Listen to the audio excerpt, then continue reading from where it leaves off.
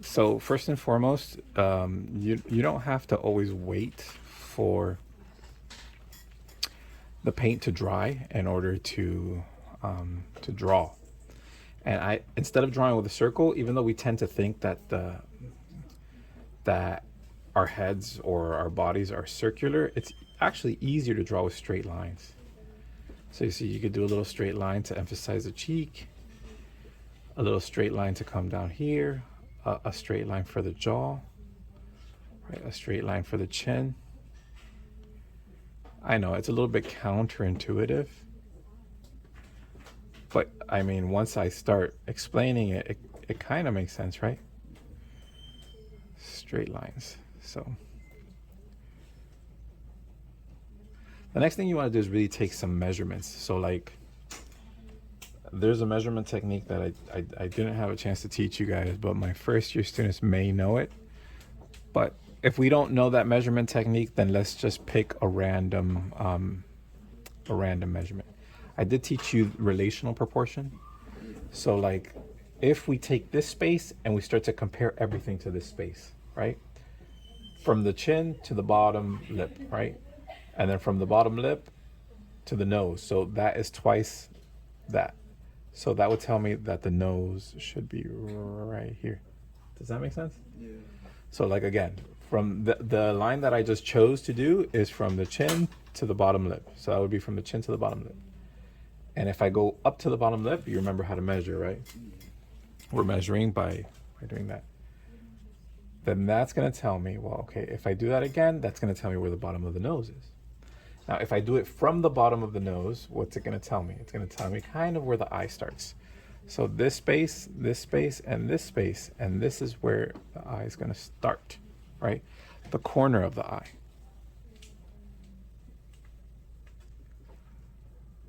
Again, this is all gonna change as we take more and more measurements. Now, if we do it again, what's it gonna tell me, right? I go up. So if I do it another go, that's gonna tell me that the eyebrow is a little bit here somewhere. Make sense? Yeah. Now, how much higher do I have to go before I reach the top of the forehead? This is also gonna determine if my shape in general is correct. Now, I could do from the chin to the bottom of the nose, and so that's gonna tell me from the eyebrow to this space is equal to this space, right? To the very peak, or the widow's peak, where that's supposed to be, right? So this space and this space. So the top of my forehead should be around here. Right? Well, taking these types of measurements, you start to lay everything out. So that's the top of my forehead. Measurements, they're really the key to, you know, being successful at this type of thing. All right, now I want to erase some of these guidelines just to clear some of this stuff up. So I'm going to try to get a gray that's more similar to the gray that you used. One of the reasons we prime is to be able to erase. Let's see. One way to compare is just to, you know, hold your brush up to your painting. And then you can compare if the grays are similar. It doesn't have to be the same, but we are looking for some similarity. That was my line for my eyebrow. Right? So I don't want to get rid of that. Right, that was my new line for my forehead.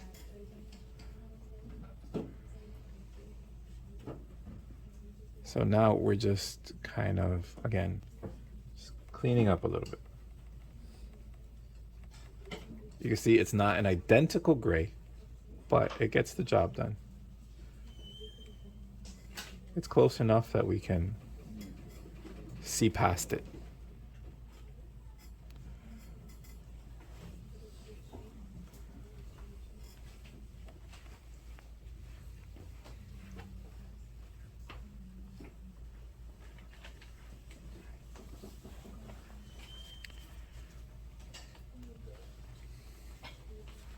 Okay. So we could take more and more and more measurements. And I think because of my time crunch right now, I am. So I just want to see how wide the whole head is, right? I'm gonna take my original measurement, which is, you know, the relational portion, and I'm gonna go 1, 2, 3, 4, roughly 4. So here I'm gonna go 1, 2. My nose is here, so I want to mark this one because I know that the nose is here. It's about halfway. 3, 4. So it could be a little bit wider, right? Again, so that would be my width. This is my height, right? Because I put that eye in like whatever without any measurements, I'm gonna erase it. Because at this point it would just be confusing to continue to go by it, especially if there's no, I just made it up, right? So most assuredly it's wrong, and it looked kind of nice, but later it was going to come back to haunt me. Does that make sense? It's not right, right? Now I know, I'm pretty confident that this is where the nose is. Let me see. I'll take another measurement. This is where the eye should begin, right? Which I'm confident about that. How wide is the eye compared to this? And it's about the same. Sometimes you get fortunate and stuff like that starts to happen. Does that make sense? So the distance from the bottom lip to the chin is the same as the width of the eye. Is it the same as the width of the other eye? About. So I don't think it would be too bad to go ahead and create that.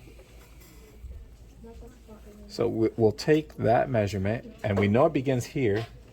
Maybe we can use the back of our brush to know that that's kind of where our eye should be. So from here to here. All right. And the other eye is a little bit above, right? So they're not very straight.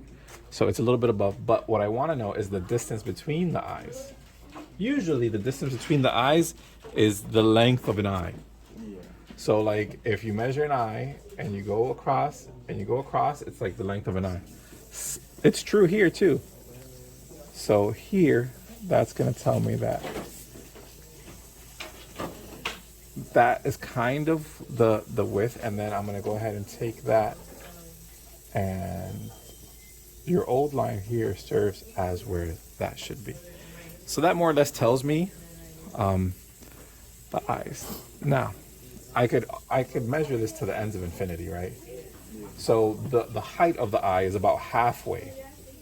So it's about halfway. So if we make a mark there and make a mark here, measure again. The other eye should be the same. If it's not, we'll just make it the same because symmetry tends to be more appealing to people. Right. So now we have the space for the eyes.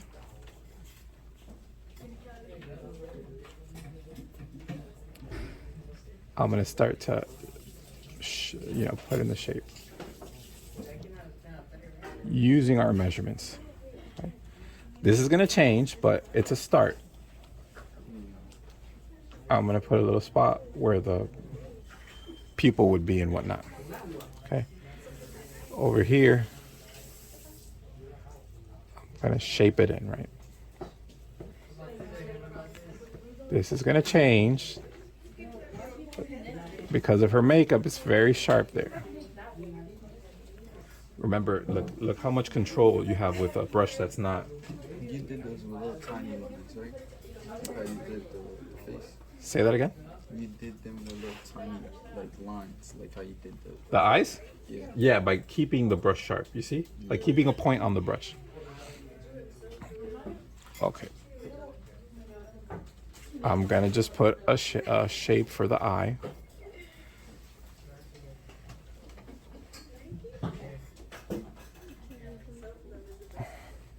Right. Now, I think that the eyebrows are more or less the right spot, but they're not the right shape. Okay? But I do want to measure how high up. And it's about the width of the eye, yeah. So it'd be here, right? And then I'll measure the other one, because this one's a little bit higher than the other one. I'm going to erase the old one.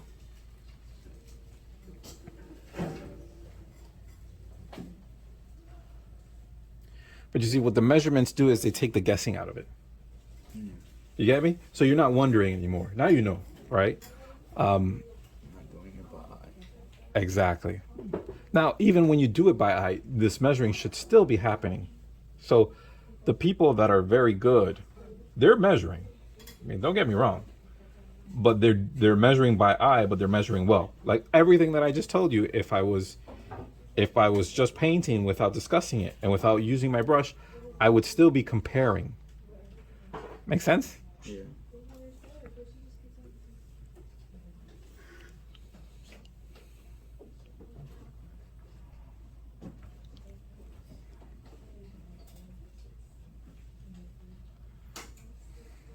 Okay.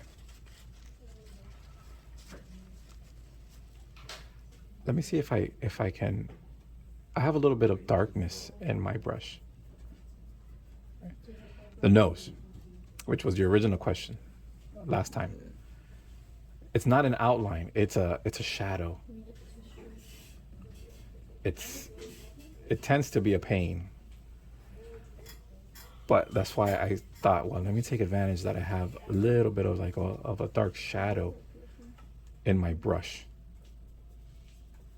Make sense? We also want to measure how wide this nose is, right? And I'd say it's about the same as this. So this isn't bad right now.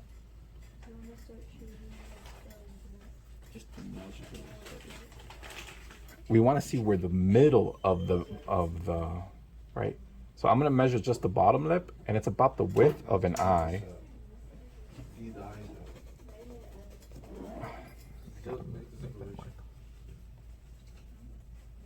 I'm gonna make it a little shorter because I'm scared I'm gonna run out of space. Now we'll measure the top lip. Now her top lip seems like it's bigger. So I'm gonna take the full measurement and I'll make that measurement, which makes sense. So the top lip feels like it should be about there. And it's very close to the nose, but that's the way it is over here. I'm gonna try to put in a shape for the nostril. Now this is where I was concerned that I would need a smaller brush, and I think I will use a smaller brush in just a moment. You can go one of the brushes, but it's not bad. This works pretty well. This one's yours? Now, when we were studying at university, my professor wouldn't let us use a smaller brush because he wanted to show the versatility of a single brush and how you could get the job done with a single brush.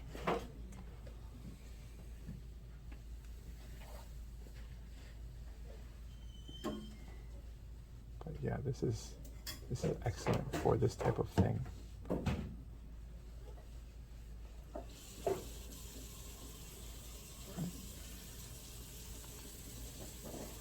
I'm gonna take advantage and I'm gonna start putting these dark spots that represent the ends of the lips. And you wanna see how it lines up with the eye.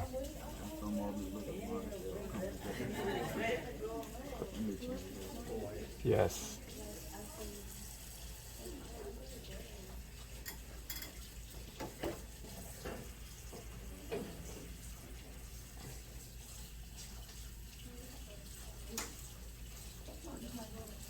Even this little brush has to be controlled though. You see, I was running out of paint, so it was becoming more difficult to control.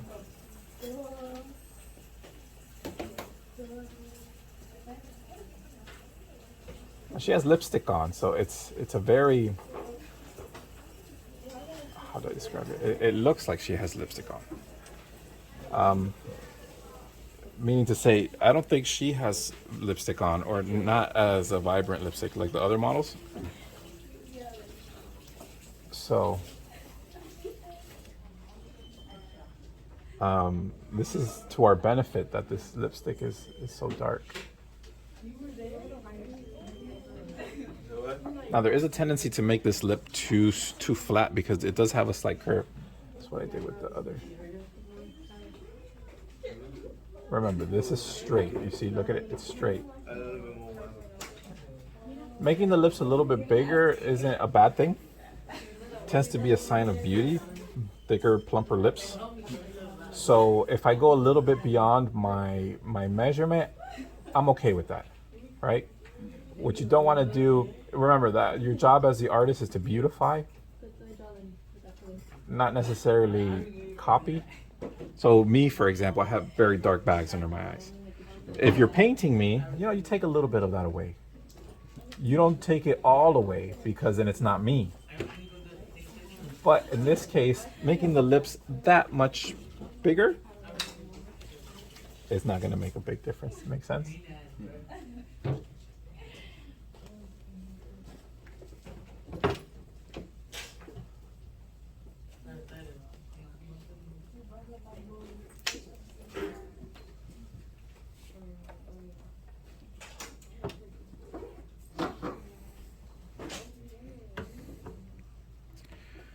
Not bad.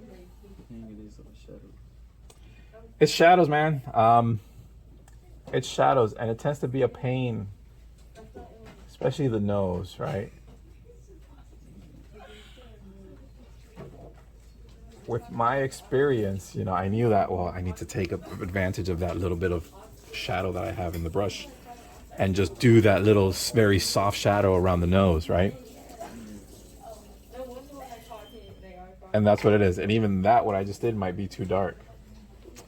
That's the trick. So when students are trying to create kind of these outlines of the nose, that's not the way,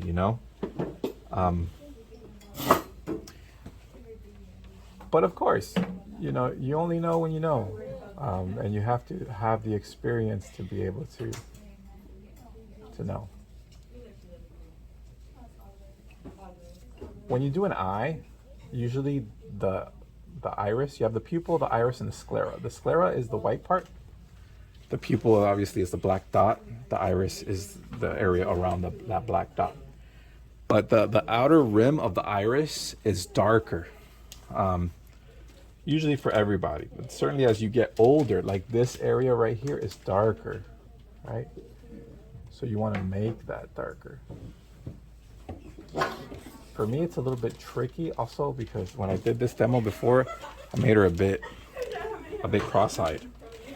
If I'm too close, that may happen again. I'll try to not do it this time.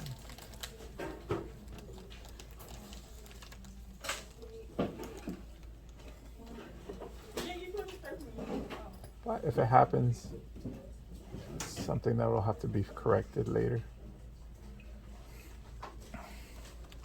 Right. So I think that now we have an acceptable drawing to now your brush that has the errors. That might be a good time to start bringing it in. But before I do that, let me finish detailing the eyebrows. It does, but it works well for some things. Just not for lining. And even that, I might be getting carried away with these lines because this is all liable to change.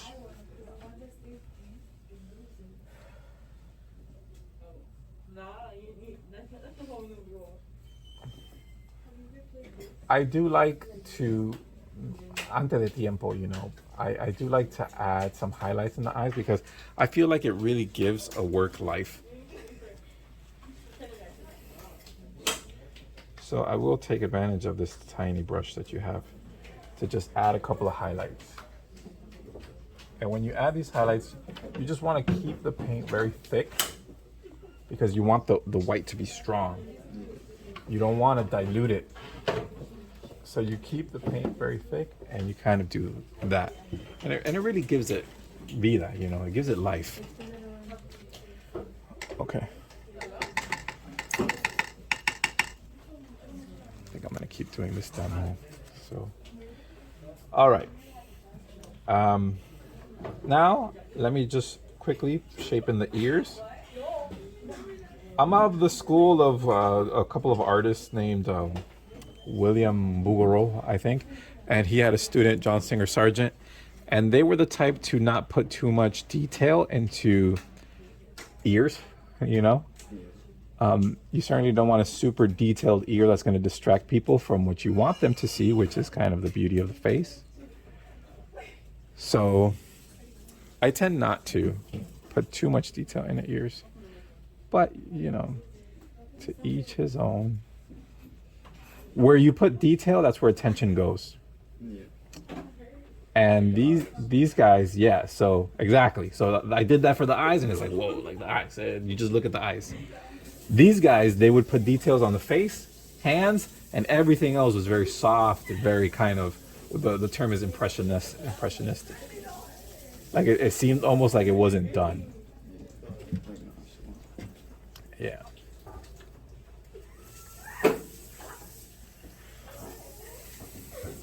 Now, for the hair, when it comes to dealing with hair, hair is fluid in a way. It changes. It's not set in stone. So I'm not a big fan of just solidifying it and like systematically painting it. For the hair, you know, you stay loose and you could apply it in kind of this dabbing fashion to certainly make it feel more natural.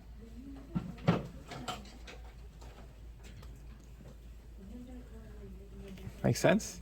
Yeah.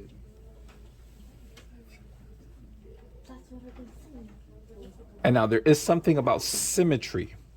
Right? Do you know what symmetry is? Symmetry is like when you look at a tree and one side is equal to the other. Oh, yeah. Now, I can't see the rest of her hair, but I do want to make it symmetrical. Meaning to say, I know that it starts here in the work, but I'm gonna start it here just so it lines up with this side. Does that make sense? Because she's like perfect in the picture. Yeah.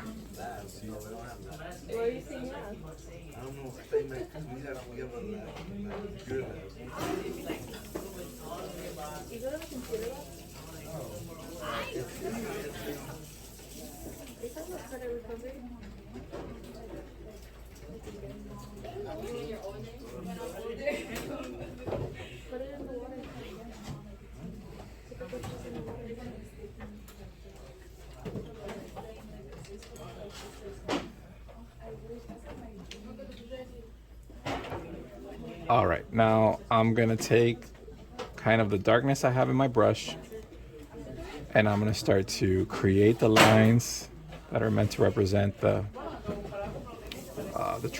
trapezius muscle. It's there.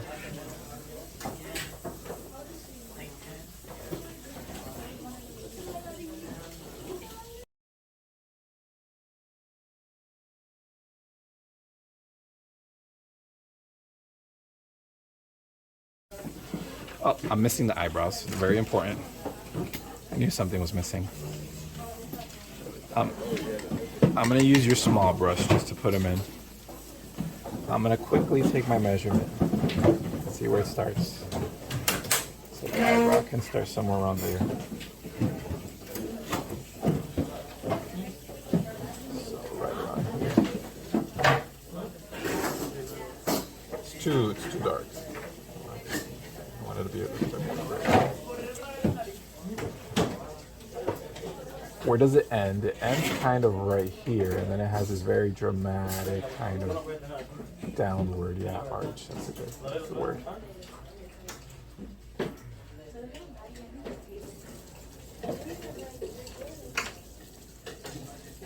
Again, this can all change, you know. We should feel pretty confident because of our measurements, right? So the measurements, if you trust your measurements, then you know you're in pretty good shape. But if I were to make a mistake with anything, I could just measure again and redo it. Nothing is set in stone per se. Just gonna create a quick little thing here and there. It's a little shadow for the ear to give it some detail, not too much. I'm probably gonna keep painting into next class, okay? Because I want to push this demo a little bit.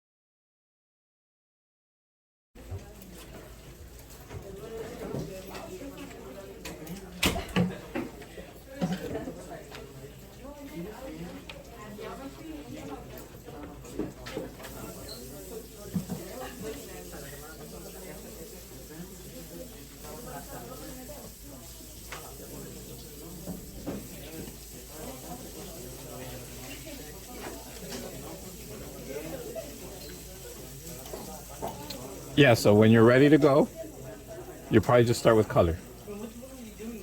Color's a whole other animal, okay? But hopefully for the next one, you have a better idea of how to do it. I think you already do.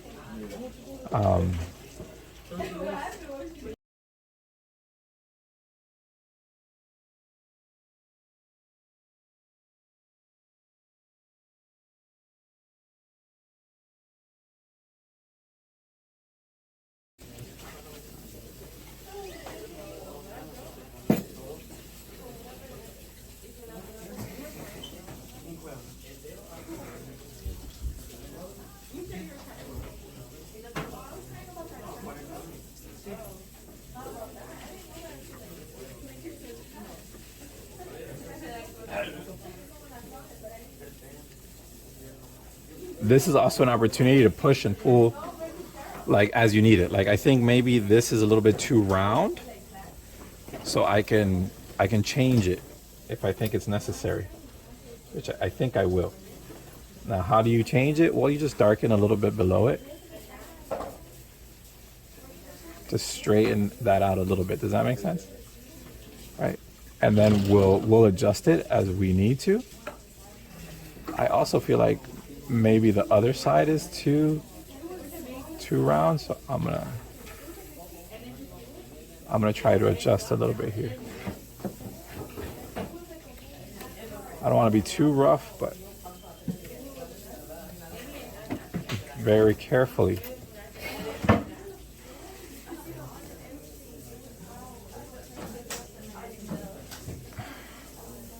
So that changes, makes it a little bit more thinner, and I think a little bit more accurate as well.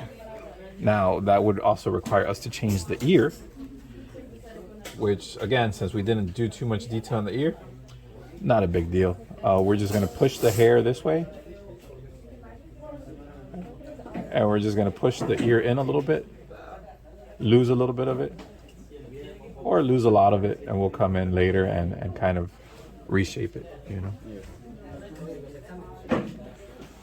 Okay, now with that line, now we can start kind of darkening here as we see fit or necessary.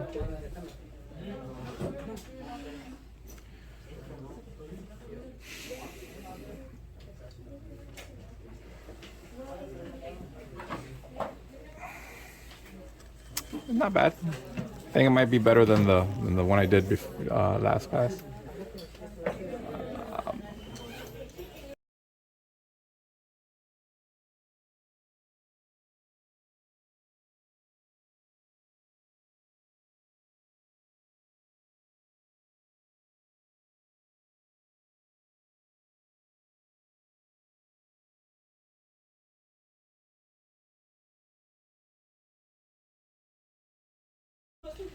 At this point, I'm pretty confident.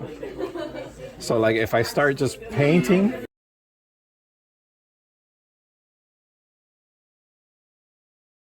I mean, because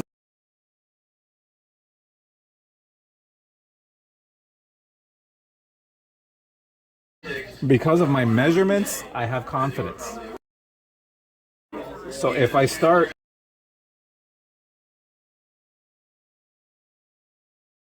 I know it's not going to be a disaster, you know? So I could kind of start playing with it. So like I know that there's eyeshadow, so I'm going to make it a little bit darker around here. Like I said before, maybe I was getting carried away with too many details, like putting in the eyelashes, because now it's changed. When I add the different colors, then that can be distinguished, but this is still black and white. So if I were to do that, like a little skin tone purple, whatever it is, and then go black into it, you'll still be able to see it. But when you're working on black and white, it's not the case right now. Now understand that most of the paint is out of my brush when I'm doing this, and you need to be conscious of how much paint you have in your brush so you can do these little shadows.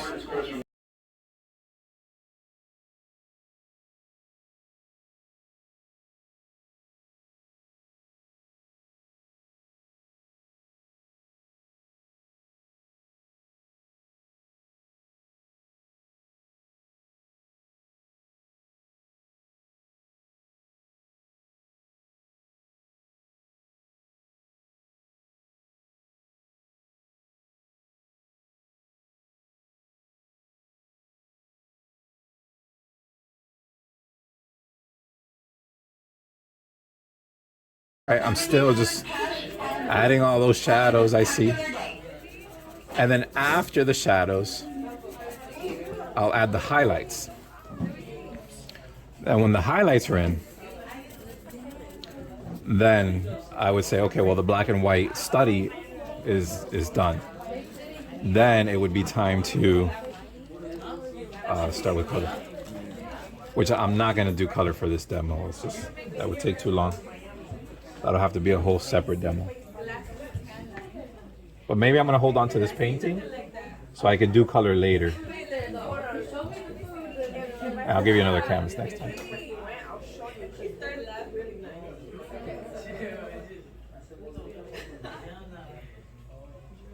Now, I do want to do more of the hair, so I'm going to bring it down a little bit so I can reach the hair.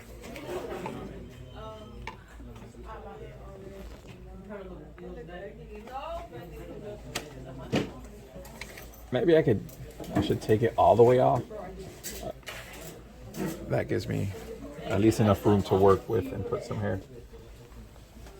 Kids are leaving.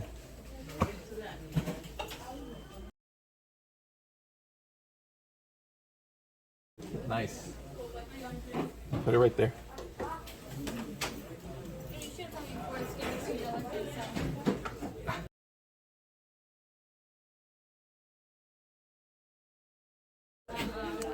No, because I'm sitting down, especially when I'm sitting down, the angle is different. When I stood up, everything was like so close. Well, you're getting it. Have a great weekend. You gotta show me pictures, and then, like, if it looks convincing, I'll do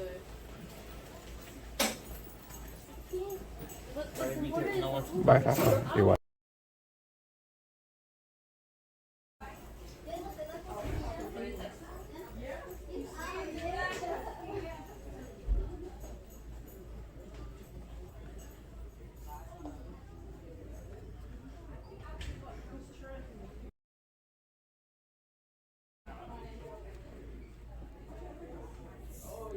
Now what I'm doing here is I'm just finalizing the shadows before I start applying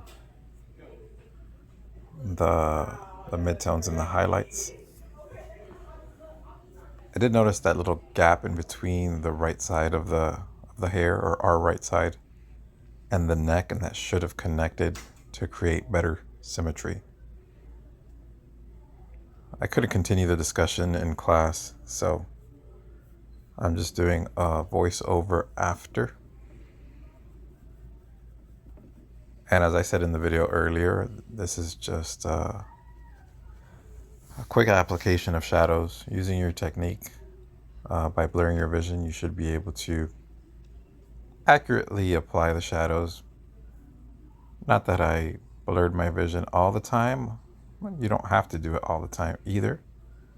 But since the neck area doesn't require as much detail, I felt confident doing it without blurring my vision.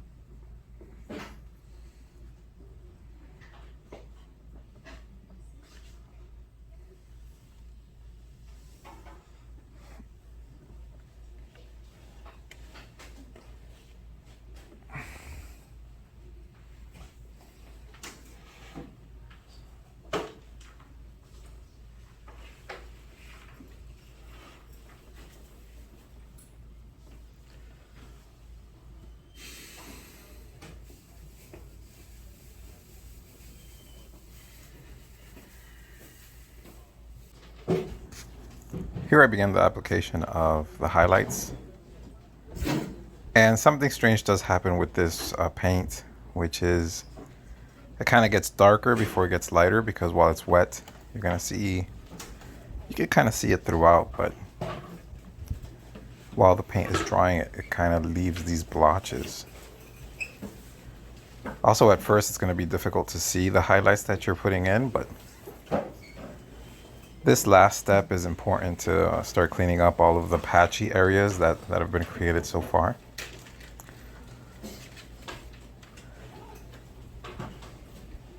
Right there for the eye, really a little bit of white with just a tiny little bit of yellow ochre when you're finally doing color is recommended. For now, you can see just adding a little bit of white does add a lot to it, to that sclera. But you don't want the whole area to be white. What you want is just to dab it in, because at the end of the day, the eye is a sphere. And so imagine that you're dabbing in what would be considered the highlight of that sphere.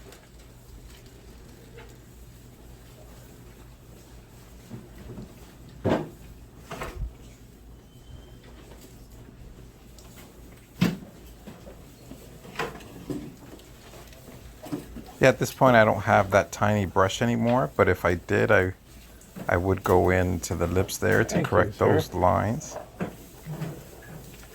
I did go and get a smaller brush, I believe, to correct it.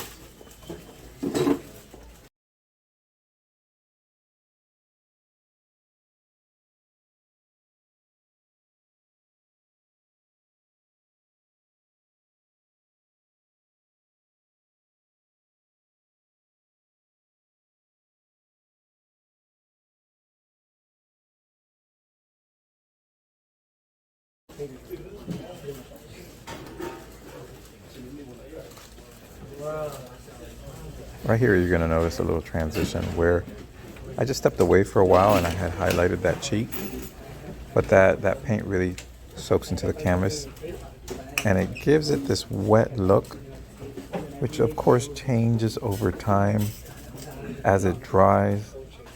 So you shouldn't overreact when you see something like that happen. You can see a little bit of it there on the chin. Right there it is. So you see that very dramatic, highlight on the cheek. That's just wet paint. So when you see your work like this, it's not the time to panic or overreact. You just want to stay calm, allow it to dry, work on something else while it's drying, so you can see what it's really going to end up looking like. Also, once I start adding these highlights in, I'm kind of feathering them in very delicately. I've told you guys a couple of times that you need to have a napkin. I think you all don't realize the importance of that. And that's to make sure that you are controlling the paint in your brush, right? So you don't want to have too much paint on your brush or too little paint in your brush. And especially this last bit where you're just feathering in highlights and shadows. It's important to have a napkin so you can control the amount of paint in the brush. And that's going to let you blend it well also.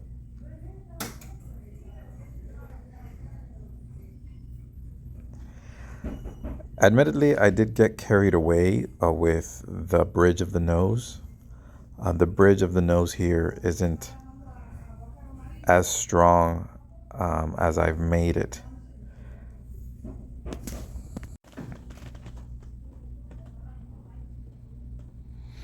Yeah, so the bridge of the nose is too defined here. That's something that could be done when you start adding color. And honestly, I did that out of habit. I broke one of the rules, which is paint what you see, not what you know. And it reflected in the bridge of the nose being too well defined. And there's other corrections to be made, you know, in other places. It's not perfect. None of my work is perfect, or anyone's work for that fact. But yeah, I mean, the eyebrows need some work. Still the width of the face needs some work. But as a beginning painting, it's not bad. Those little details can be worked on as you add color.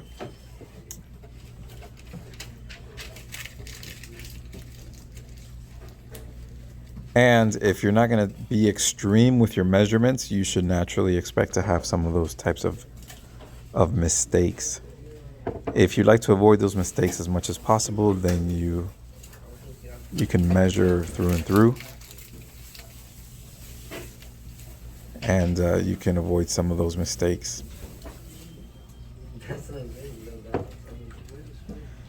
There's not much else to say here. Just to continue to add your highlights and your shadows and try to blend them so they appear to be more natural.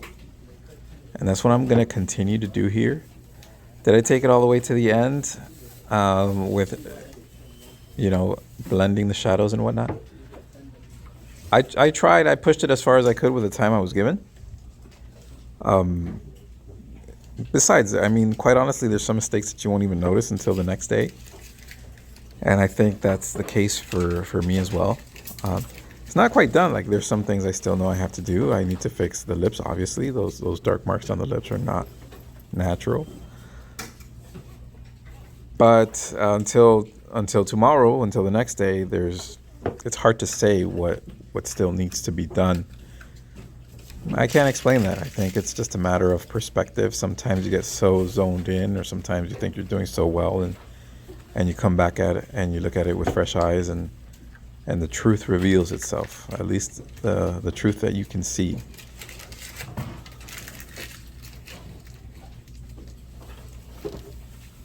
Well, I hope this demonstration helps you guys. I do notice that you're struggling a bit. Certainly the students that were with me in drawing, 2D drawing, know more about the measuring techniques, and it might be a little bit easier for them, but I didn't think I'd have to do too many demonstrations. But some of you have never taken that class, so I suppose I still have to demonstrate for you guys. That's all I have. I don't think I have anything else to say, so I'll see you guys in class. I hope this one was helpful.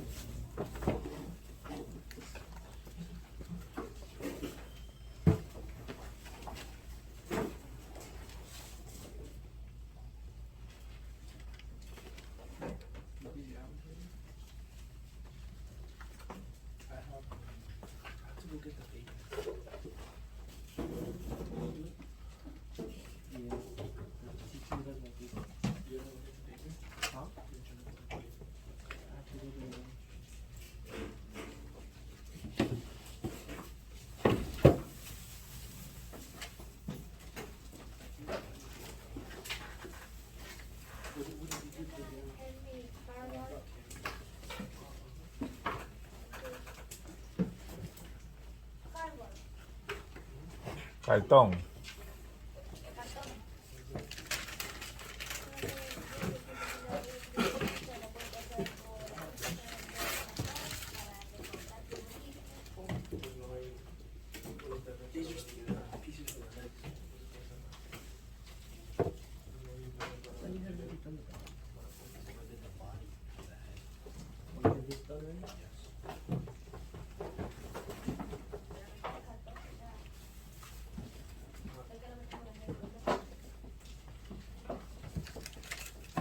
Thank you. Go ahead.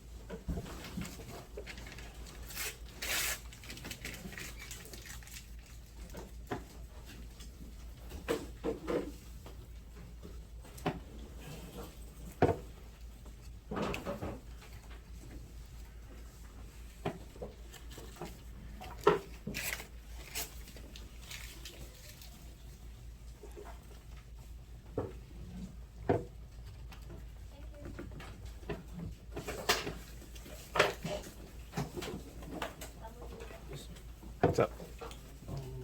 How's this?